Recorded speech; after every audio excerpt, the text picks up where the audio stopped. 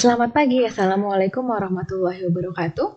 Ini merupakan video penjelasan bagian pertama untuk pertemuan kelima kuliah perencanaan dan pengendalian produksi.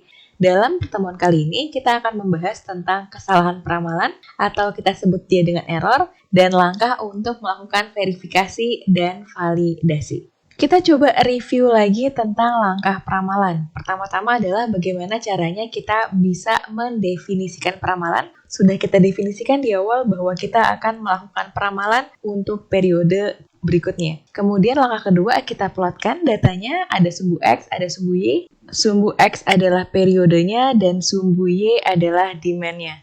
Kemudian kita memilih metode mana yang memenuhi tujuan peramalan. Kita sudah belajar berbagai metode di pertemuan-pertemuan sebelumnya. Kemudian Anda melakukan perhitungan untuk masing-masing metode untuk mengetahui hasil dari forecasting-nya. 4 langkah ini sudah kita lakukan pada pertemuan kedua, 3, dan 4. Pada pertemuan kelima kali ini, kita akan masuk ke langkah berikutnya, yaitu langkah kelima, keenam, ketujuh, dan ke-8. Yang pertama-tama akan kita lakukan pada langkah kelima adalah kita mau menghitung fitting error-nya berapa. Nilai kesalahan dari metode-metode yang sudah kita lakukan kemarin, itu tingkat kesalahannya berapa. Kemudian kita akan memilih dari beberapa metode yang sudah kita lakukan, metode mana yang memberikan nilai error paling kecil. Metode yang memberikan nilai error paling kecil merupakan metode yang terbaik. Kemudian setelah kita memilih metode mana yang memberikan error paling kecil, baru kita bisa tentukan berapa nilai peramalan permintaan pada periode mendatang. Jadi kita sudah pilih metodenya yang mana, baru setelah itu kita bisa tahu berapa nilai forecast pada periode berikutnya. Kemudian di langkah ke-8 kita perlu melakukan verifikasi peramalan. Kenapa? Karena mengetahui nilai error kecil saja tidak cukup, kita harus memverifikasi dan memvalidasi bahwa peramalan yang kita lakukan itu bisa dipercaya.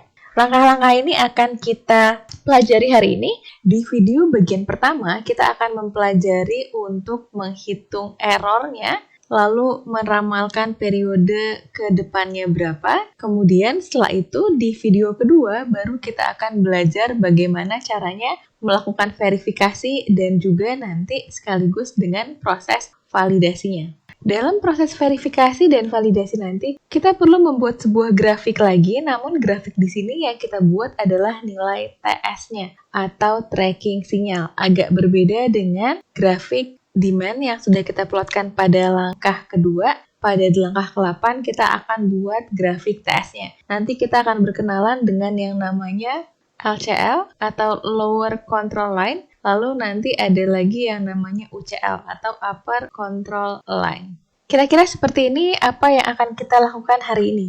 Kita akan coba masuk dulu ke materi. Ini adalah hasil peramalan dari apa yang kita lakukan di pertemuan-pertemuan sebelumnya. Anda sudah coba, ketika Anda mencoba dengan metode naif, Anda memperoleh bahwa hasil peramalannya adalah 373. Anda coba dengan konstan, Anda peroleh nilainya adalah 296. Anda coba dengan metode forecasting including trend, hasilnya adalah 374. Sedangkan kalau Anda menggunakan double exponential smoothing, metode Brown, Anda peroleh hasil forecasting periode ke-12-nya adalah 400. Pertanyaannya adalah dari 1, 2, 3, 4, 5, 6, 7, 8, dari 8 hasil peramalan yang Anda sudah hitung ini, mungkin ada beberapa tambahan metode lain yang bisa Anda coba. Pertanyaannya adalah, mana nih yang bisa Anda percaya? Kalau suatu perusahaan, dia mau melakukan produksi pada periode ke-12, maka siapa yang harus dia percaya?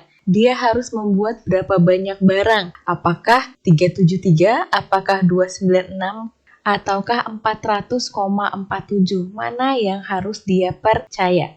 Dalam kondisi seperti ini, kita tidak bisa hanya mengandalkan kepada hasilnya saja. Kenapa? Karena kita tidak tahu apa yang akan terjadi ke depan. Kita sama sekali nggak punya gambaran apa yang akan terjadi pada periode ke-12, maka apa yang bisa kita lakukan adalah kita menghitung tingkat kesalahan yang dihasilkan oleh metode peramalan berdasarkan data masa lalu. Di sini kita bisa bandingkan dia dengan berapa hasil peramalan forecast-nya dan kita bandingkan dengan data masa lalu supaya kita bisa tahu oh berapa nih kesalahannya. Karena kalau kita bandingkan dengan forecast-nya kita nggak akan tahu kenapa belum kejadian. Kita tidak bisa memastikan. Apa yang bisa kita lakukan adalah kita membandingkan dengan apa yang sudah terjadi di masa lalu. Oleh karena itu, dalam forecasting, kita membutuhkan data seluruh periode untuk mengetahui nilai errornya.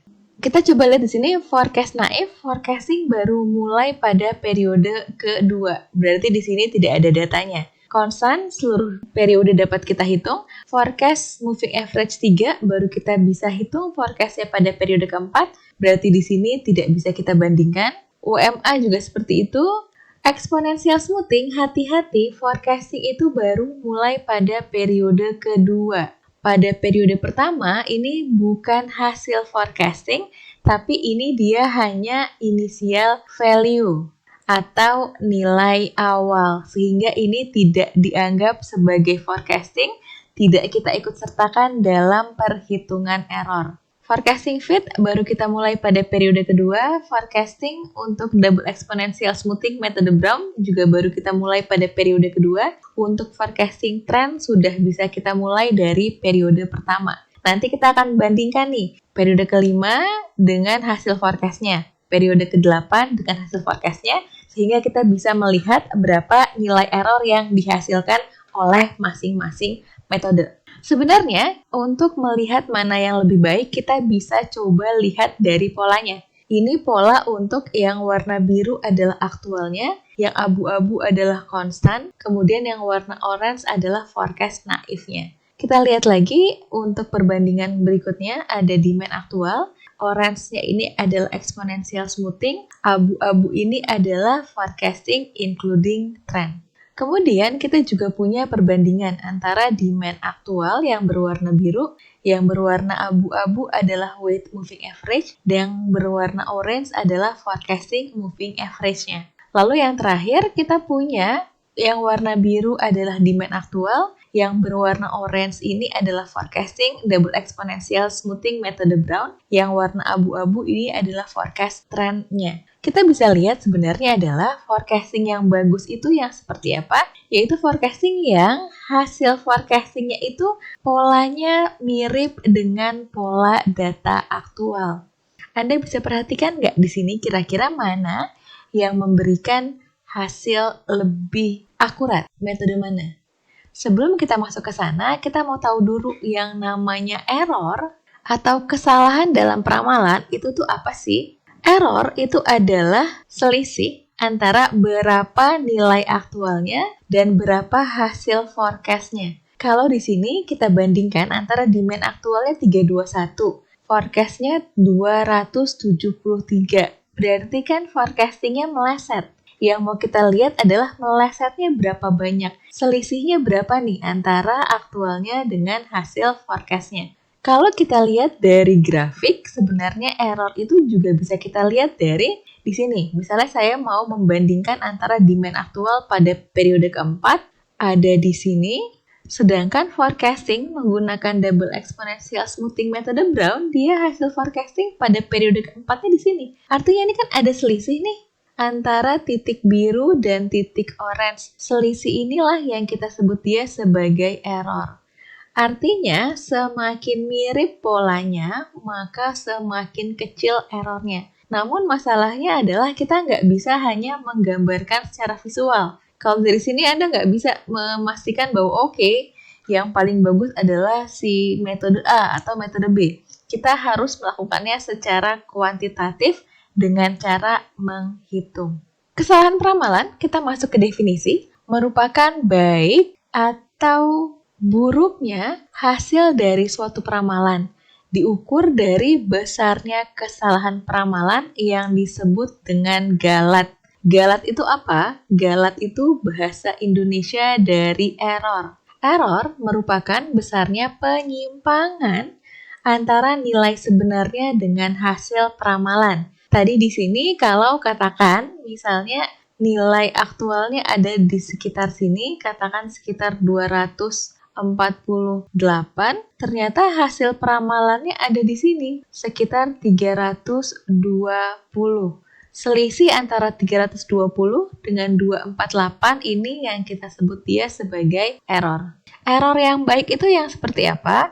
Semakin kecil nilai error, maka semakin akurat hasil dari peramalannya. Jadi kalau misalnya nilai aktualnya adalah 248, kemudian metode pertama menyatakan bahwa nilai pada periode tersebut adalah 300, kemudian metode kedua menyatakan bahwa hasilnya adalah 250, maka kita bisa lihat bahwa dengan 300 selisihnya adalah 52, sedangkan dengan metode yang selanjutnya 250 selisihnya hanya 2. Maka mana yang lebih baik? Yaitu yang paling mendekati. Kesalahan peramalan atau nilai error ini dapat dihitung dengan menghitung selisih antara nilai aktual dengan nilai ramalan. Ingat, aktual duluan. Nilai aktual dikurang dengan nilai ramalan. Jangan terbalik. Aktual kurang ramalan. Setelah kita menghitung kesalahan peramalan, kita perlu lihat nih performansi peramalannya atau kinerja dari suatu peramalan. Apa fungsinya? Fungsi dari kriteria performansi peramalan adalah kita bisa membandingkan ketepatan 2 atau lebih metode peramalan yang berbeda. Saya mau membandingkan katakan metode WMA 4 sama saya mau membandingkan dengan exponential smoothing. Mana nih yang lebih bagus? WMA 4 atau exponential smoothing? Kita nggak bisa tentukan. Kita harus lihat dulu dari performansinya. Performansi ini akan menjadi alat ukur apakah metode atau teknik yang kita gunakan itu dapat dipercaya, reliable atau tidak untuk memperkirakan masa depan. Performansi peramalan juga dapat membantu mencari sebuah metode peramalan yang optimal yang paling baik diterapkan oleh perusahaan. Metode peramalan yang baik itu apa? Yaitu metode peramalan yang dapat memberikan nilai error paling kecil. Namun, untuk menghitung errornya tidak hanya membandingkan satu nilai saja di sini, tapi kita mau melihat adalah perbandingan dari seluruh periode. Seluruh periode ini rata-rata errornya berapa? Karena mungkin berbeda. Di periode pertama 297, 295, bagus dia. Selisihnya hanya 2. Tapi di periode lain, di sini 373, peramalannya 298. Berarti kan selisihnya sekitar 75 lebih, hampir ke 80. Nah, artinya kan ini agak beda. Jadi apa yang kita lakukan? Kita mencari nilai rata-ratanya dari error. Untuk mengetahui performansi peramalan, kita perlu mengetahui ukuran kesalahan dalam peramalan. Ada 4 ukuran kesalahan yang dapat kita lakukan. Yang pertama adalah mean error. Mean error itu apa? Mean adalah rata-rata. Lalu yang kedua ada mean square error. Berarti rata-rata dari nilai error yang dikuadratkan. Square ini adalah kuadrat. Kemudian ada mean absolute deviation. Deviation ini adalah bahasa lain dari error. Deviasi, bahasa lain dari error, yaitu simpangan atau perbedaan antara nilai aktual dengan nilai peramalan. Di sini yang kita cari adalah nilai absolut. Nilai absolut adalah suatu angka yang nilainya selalu positif. Lalu yang terakhir ada mean absolute percentage error. Di sini kita tidak melihat dari sisi rata-rata error absolutnya, tapi kita bandingkan dia. Kita cari presentasinya antar errornya dengan tingkat kesalahannya. Kita akan coba satu persatu untuk menghitung ukuran kesalahan peramalan. Kita akan coba yang pertama yaitu mean error atau rata-rata dari error. Pertama-tama di sini kita harus tentukan dulu yang mau kita hitung mean errornya itu forecast dari metode mana. Anda mau menggunakan yang mana bebas. Anda mau naif, constant, average, fit, double exponential smoothing atau trend boleh. Anda mau pakai yang mana silakan. Di sini saya mau coba dulu untuk menggunakan metode yang Exponential smoothing. Tadi kita tahu bahwa untuk exponential smoothing berarti kita baru mulai pada periode kedua. Karena periode pertamanya ini hanya initial value saja, nilai awal bukan merupakan hasil forecasting. Apa yang dilakukan? Kita copy dulu angka ini ke tabel yang tadi.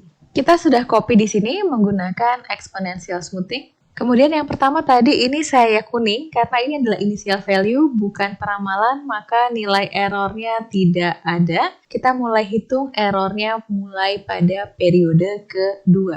Berarti errornya di sini berapa? Kita hitung nilai aktual dikurang dengan prediksi atau forecast-nya. Berarti 273 dikurang 290. Kita peroleh nilainya adalah negatif 17. Jangan ketinggalan tanda negatifnya. Kemudian kita coba lagi untuk langkah ketiga. 321 dikurang 278,10. Kita peroleh nilainya adalah 42,9. Anda lakukan terus sampai dengan periode ke-11. Apakah periode ke-12 perlu kita cari errornya? Tidak perlu. Kenapa? Karena kita tidak tahu aktualnya berapa. Belum kejadian, belum bisa kita ketahui, maka hanya sampai periode ke-11 saja. Sehingga kita bisa memperoleh nilai seperti ini. Apakah ini sudah selesai? Belum. Yang mau kita cari adalah nilai rata-ratanya. Ini berarti nilai rata-rata atau mean errornya berapa? Caranya kita lakukan dengan cara menjumlahkan seluruh data errornya dibagi dengan jumlah data. Ini kalau kita jumlahkan semua, negatif 17, 42,9, terus sampai 69,28, kita peroleh nilainya adalah 88,88. Lalu kita bagi jumlah datanya. Jumlah datanya ada berapa? Kita hitung. 1, 2, 3, 4, 5, 6, 7, 8, 9, 10. Maka ini kita bagi 10. Maka hasil dari mean errornya adalah 8,888. Ini merupakan nilai mean error. Jelas? Kalau sudah jelas, sekarang kita masuk ke mean square error. Sekarang kita masuk untuk mean square error. Di sini ada mean, yaitu rata-rata. Square error adalah kuadrat dari error.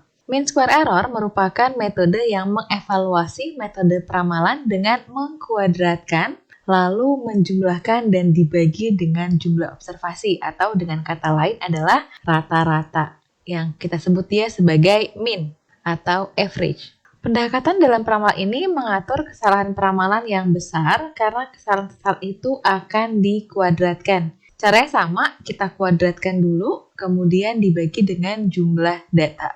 Dalam metode ini, kita tadi sudah pilih bahwa kita mau menggunakan hasil dari forecasting untuk exponential smoothing. Nilai errornya sudah kita peroleh dari ini, kita coba pindahkan saja. Setelah kita pindahkan seperti ini, maka langkah selanjutnya adalah kita tinggal mengkuadratkan. Berarti di sini adalah negatif 17 pangkat 2. Sama dengan, kemudian ini adalah 42,9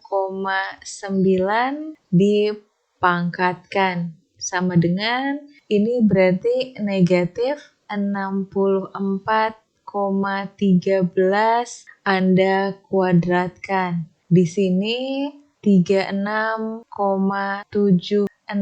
Anda kuadratkan. Anda cari semuanya, nilai kuadratnya sampai di sini 69,28 dipangkatkan 2. Setelah ini Anda kuadratkan semua, Anda akan memperoleh hasil seperti ini. Setelah kita dapatkan berapa nilai error kuadrat untuk masing-masing periode, baru kita bisa masuk ke rumus mean square error, yaitu jumlah dari error kuadrat dibagi jumlah data. Seluruh nilai ini Anda jumlahkan semua sehingga Anda memperoleh nilai 20.135,95 dibagi dengan jumlah datanya. Jumlah datanya ada 1, 2, 3, 4, 5, 6, 7, 8, 9, 10 dibagi 10. Sehingga mean square errornya adalah 2013,59. Kita peroleh ini adalah mean square errornya. kita sudah punya dua data tadi. Kita punya mean errornya adalah 8,888 dan kemudian nilai mean square errornya adalah 2013,59.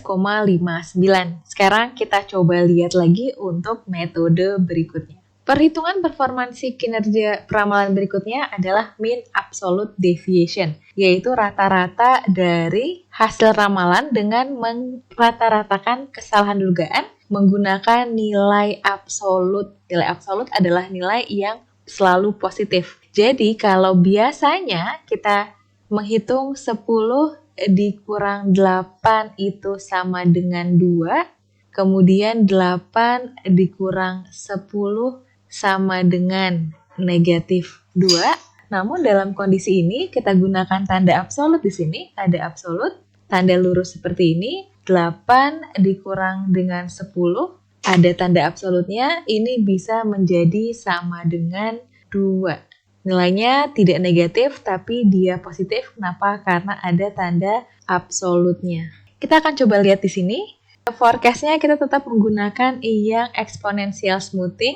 Lalu errornya kita sudah peroleh tadi dan kita akan coba pindahkan dari data yang kita hitung di sini tadi. Baik, sudah kita pindahkan. Sekarang kita tinggal mengabsolutkan nilai errornya. Caranya gimana? Tinggal kita hilangkan tanda negatifnya. Berarti di sini ya, jadi 17, di sini 42,9, kemudian di sini 64,13, di sini 36,76.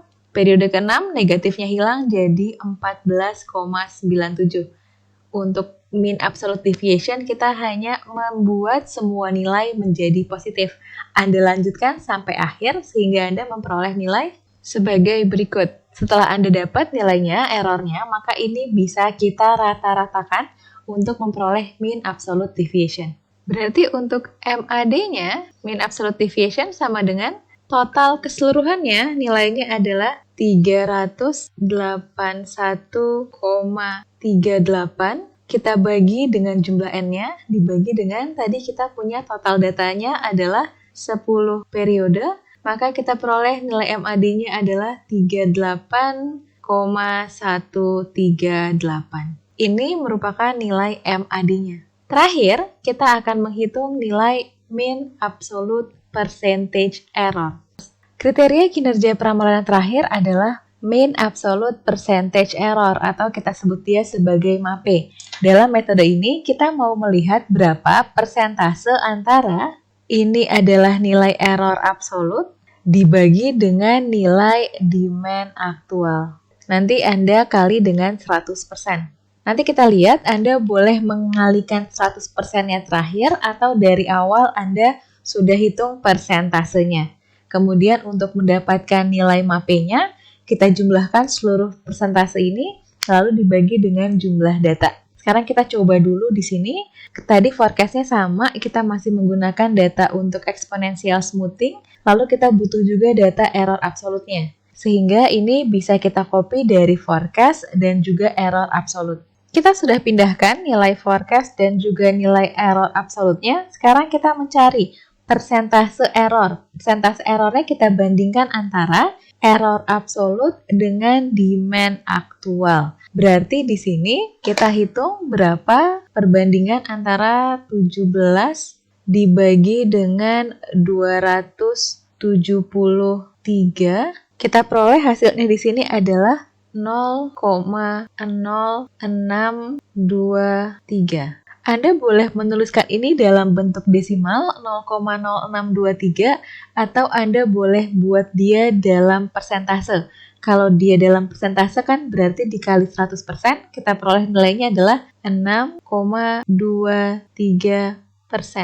Anda pilih salah satu, Anda mau dari awal sudah Anda buatkan persen atau kita dalam bentuk desimal dulu, nanti terakhir baru kita buatkan persennya. Kemudian lanjut ke nomor 2. Di sini berarti 42,9 dibagi dengan 321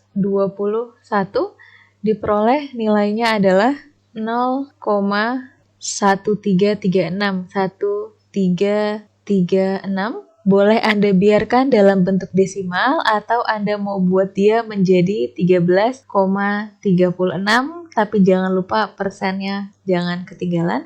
Anda lakukan untuk periode keempat, 5, 6, 7, 8, 9, 10, sehingga nanti di periode ke-11 Anda bisa memperoleh nilai persentase errornya adalah 69,28 dibagi dengan 373, kita peroleh nilainya adalah 0,1857, atau kalau mau Anda tuliskan dalam persentase boleh jadi 18,57. Anda lakukan untuk seluruh periode sehingga Anda memperoleh nilai. Anda memperoleh nilai seperti ini. Kemudian kita baru hitung berapa MAPE-nya.